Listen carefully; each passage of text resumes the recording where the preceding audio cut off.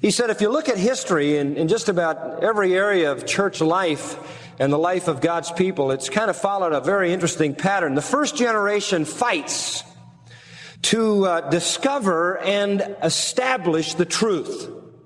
And that's what we did. I mean, that first flow of years was discovery and laying down the truth and tremendous excitement.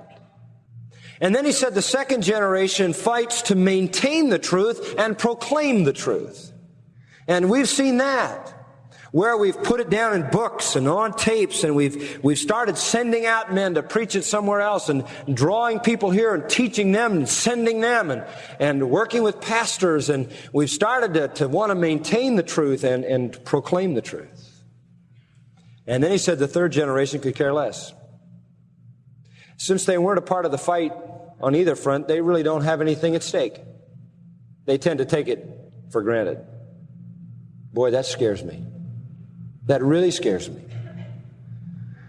The toughest thing, I said to this pastor, the toughest thing to deal with in the ministry is indifference or apathy, complacency. That's heartbreaking.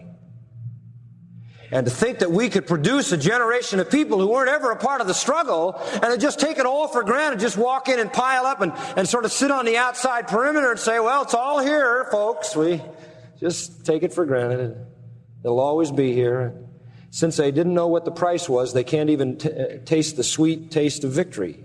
They don't even know what it is to have gone through the whole battle.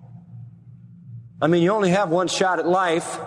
And I look at it as if God has given me the greatest, most wonderful, thrilling possible use of the one shot I've got. He's put me right here, and I don't think it's over yet.